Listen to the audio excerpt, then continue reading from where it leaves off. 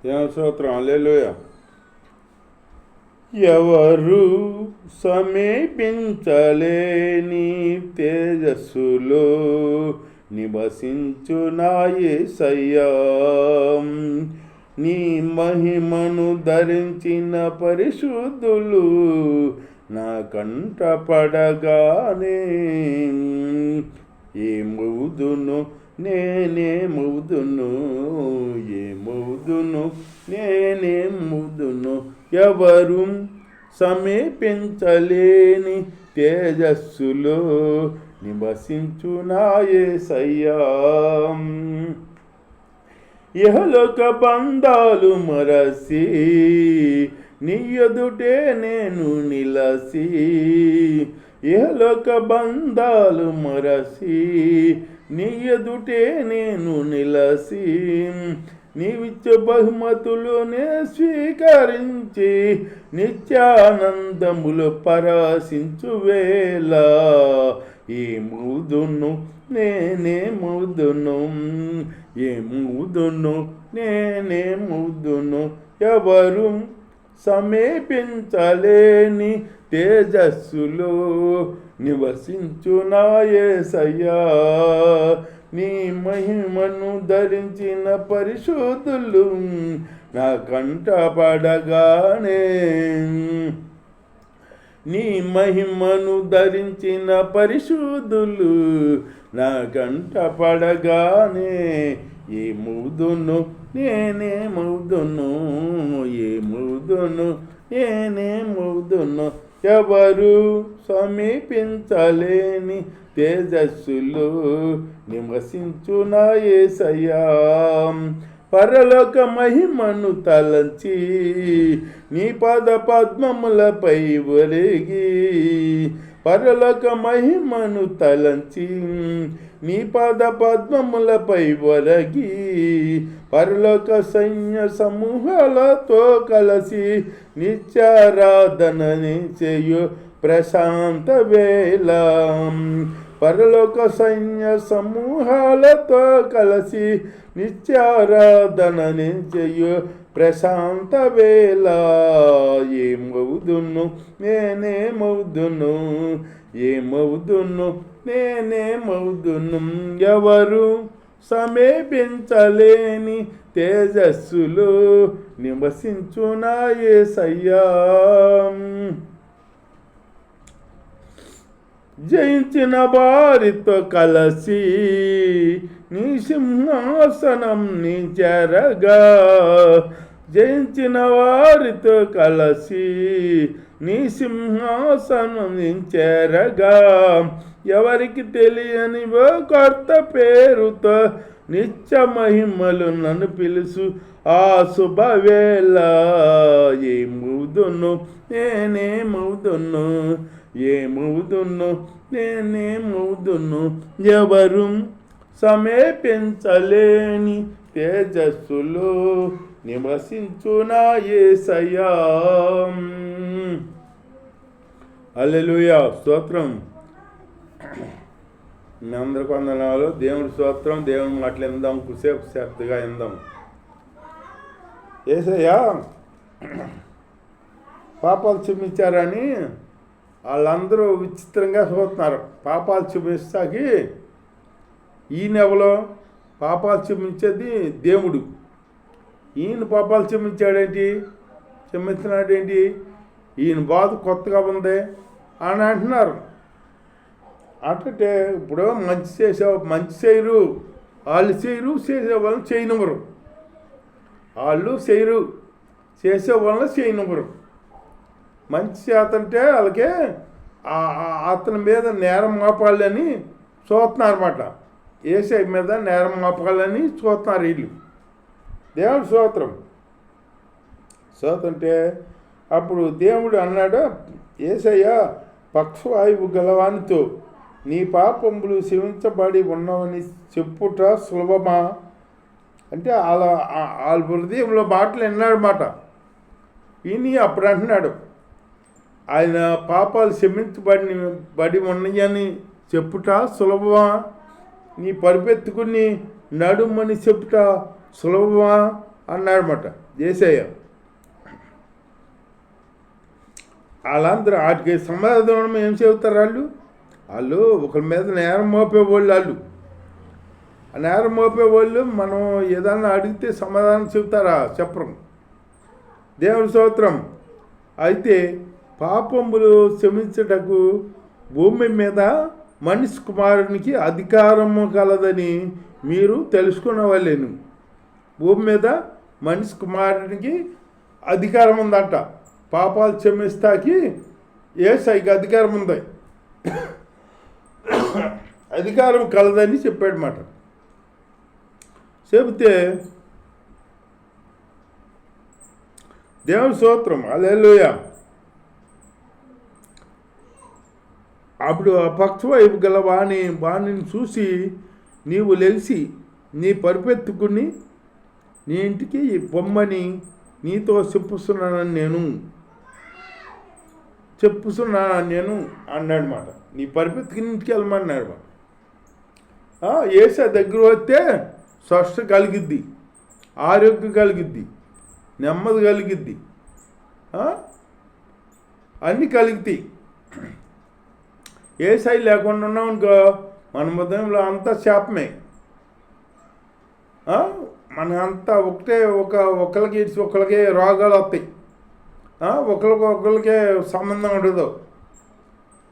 మన ఒకరిదేమో ఒకరిదొక పెత్తనం, ఒకరి మాటకి కలవదు. యేసయ్య లేకపోతే ఒక ఇల్లు ఉందంట, మంచి ఆస్తిపరులే, మళ్ళీ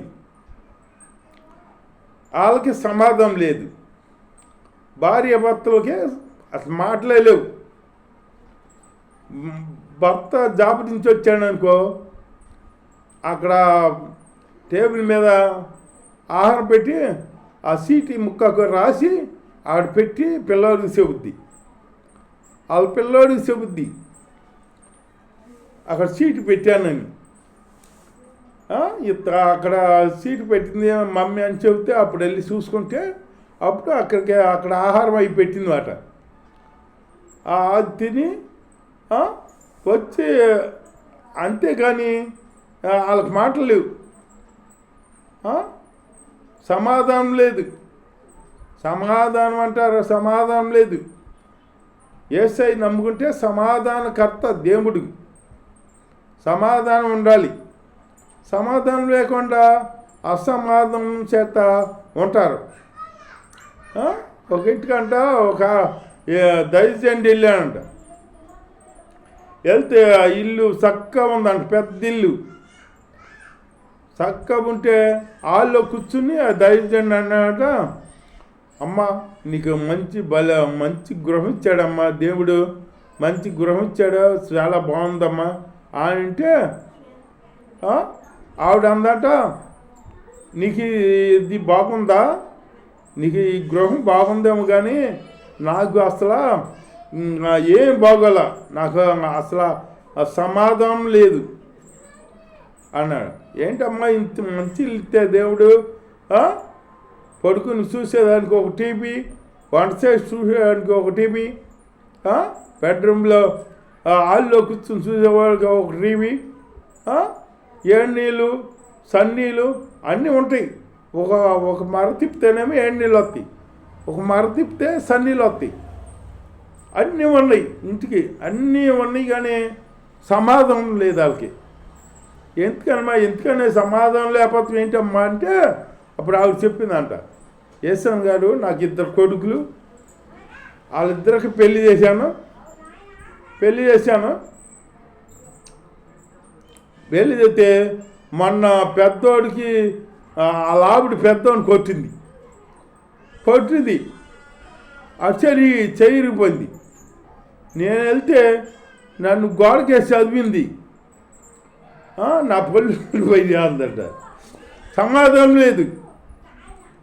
ఈయన తెలియక, ఏంటమ్మా పెద్దోడు కొట్టాడా లేకపోతే పెద్దోడిని అలా ఆవిడ కొట్టిందా అన్నాడట.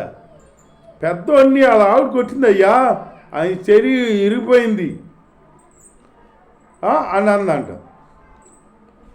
సమాధానం లేదు. సమాధానం లేని బతుకులు ఉంటాయి. పెద్ద భవనం అంటే ఇల్లు ఉంటాయి, ఇంట్లో సమాధానం ఉండదు. ఒకరి మాట ఒకరికి ఉండదు. వాళ్ళ మాట వెళ్తాయి, వీళ్ళ మాట వెళ్తాయి. సమాధానం లేకుండా జీవిస్తారన్నమాట. ఒక్కొక్క ఇంట్లో భార్య భర్తలే మాట్లాడకుండా సంవత్సరాలు గడిచిపోయిన కాలం ఉంది. ఏదైనా సీట్ పెడతారు, ఏదైనా కావాలనుకో, కూరగాయలు ఏమైనా కావాలనుకో, ఆ సీట్ రాసి అక్కడ పెడతా టేబుల్ మీద పెట్టి ఆ పిల్లడికి చెబుతుందన్నమాట.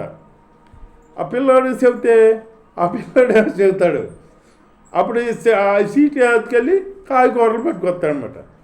ఏం కావాలో పట్టుకొస్తాడు. పట్టుకొచ్చి అవి మళ్ళీ అట్టుకొచ్చి అలా ఆవిడకి ఇవ్వకుండా మళ్ళీ ఒక టేబుల్ మీద పెట్టి సీట్ రాసి అక్కడ పెడతాడు. ఇగో నీకు కావాల్సినవన్నీ తెచ్చాను, తీసుకోమని అక్కడ పెడతాడు. పిల్లాడు భయ్య ఆ సీట్ చదువుకుని ఆవిడ తీసుకుంటుంది. అట్లాగే సంవత్సరాలు గడిచిపోయి భార్య భర్తలు ఉన్నారట సమాధానం లేకుండా, ఒకళ్ళ మాట ఒకళ్ళకి లేకుండా. సమాధానం కలిగి ఉండాలి. సమాధానకర్త అయిన దేవుడు యేసయ్య, సమాధానకర్త యేసయ్య. నా సమాధానం మీకు ఇస్తానని అన్నాడు దేవుడు యేసయ్య. లోకం ఇచ్చినట్టు కాదు, నేనే నా సమాధానం మీకు ఇస్తాను అన్నాడు దేవుడు. ఆయన సమాధానం ఇస్తాడు. ఎవరికి ఇస్తాడా? ఆయన వద్దకు వచ్చిన వాళ్ళకి, ఆయన దగ్గరికి వచ్చిన వాళ్ళకి ఇస్తాడనమాట. ఆయన దగ్గర రావాలి. రాకుండా మనం అటు ఇటు తిరుగుతాం అనుకో, ఆయన దగ్గర రాకుండా సమాధానం ఎక్కడ ఉంటుంది? సమాధానకర్త దగ్గరికి వెళ్ళాలి మనం. ఒక పాపాత్మురాలు అనే స్త్రీ ఉందంట. పాపాలు చేసి, వ్యభిచారం చేసి, అన్ని చేసి, సమాధానం లేకుండా, అన్నదమ్ముల మాట ఎవరి మాట వినకుండా పాపం చేస్తే వాళ్ళు కాడ మా మాట వినలేదు నువ్వు అని ఆవిడ కాడ తోసివేశారంట. పాపం చేసి సమాధానం లేకుండా జీవితం అన్నమాట. ఎవరో ఆవిడతో మాట్లాడతలేదంట. సమాధానం లేకుండా ఉంటే అప్పుడు యేసై సమాధానకర్త దేవుడు అని తెలుసుకుంది. యేసై సమాధానం ఇచ్చే దేవుడు అని తెలుసుకుని అప్పుడు యేసై ఒక ఇంట్లో భోజనాన్ని కూర్చుంటే అక్కడికి వచ్చి దేవుడి స్తోత్రం ఆయన పాదాల మీద పడి ఏడ్చిందంట. పాదాల మీద పడి ఏడ్చి కన్నీళ్ళతో కాళ్ళు కడిగిందంట. దేవుడి స్తోత్రం. కాళ్ళు కడగాలంటే చెంబుడు కన్నీళ్ళు ఆయన కావాలి కదా, చెంబుడి కన్నీళ్ళు ఆయన కావాలి కదా. అంత విస్తారమైన కన్నీళ్ళు విడిచి కాళ్ళు కడిగిందన్నమాట. కాళ్ళు కడిగి ఆవిడ తల ఎంట్రుకలతో కురులతో తుడిసిందని ఉంది బైబిల్లో. తుడిసింది. ఆవిడ విస్తారంగా ప్రేమించింది కాబట్టి ఆవిడ విస్తారమైన పాపాలు క్షమించాను అన్నాడు దేవుడు. ఈ భోజనాన్ని పిలిచినవాడు అంటాడా, నేనేదో ప్రవర్తని పిలిచానా, బోధకుడని పిలిచానా, ఆ పాపాత్మురాలని దగ్గర రానిచ్చాడేంటి, ఆగిపెట్టి ఒక తంతే అక్కడికి వెళ్ళిపడేదే. అసలు ఆవిడ పాపాత్మురాలని తెలిసి తెలవగా చేస్తున్నాడా, తెలిసి చేస్తున్నాడా అని అనుకుంటాడంట. హృదయంలో ఉన్న మాటలు ఎరిగిన దేవుడు అప్పుడు అన్నాడు, నువ్వు నేను ఇంటికి వచ్చాను, నా కాళ్ళకి నీళ్ళు ఇవ్వలేదు కదా, ఇప్పుడు వచ్చిన కాడి నుంచి నా కాళ్ళు కడుగుతానే ఉంది, నువ్వు నాకు తుడుచుకుంటా టప్పలు ఇవ్వలేదు కదా. ఇప్పుడు ఆవిడ కుర్రులతో ఆ కాళ్ళు తుడుస్తూ ఉంటాయి, కాళ్ళు ముద్దు పెట్టుకుంటూ ఉంటాయి. ఈవిడ విస్తారంగా ప్రేమించింది కనుక ఈవిడ విస్తారమైన పాపాలు క్షమించబడి అని చెబుతున్నాను నేను అని చెప్పాడు.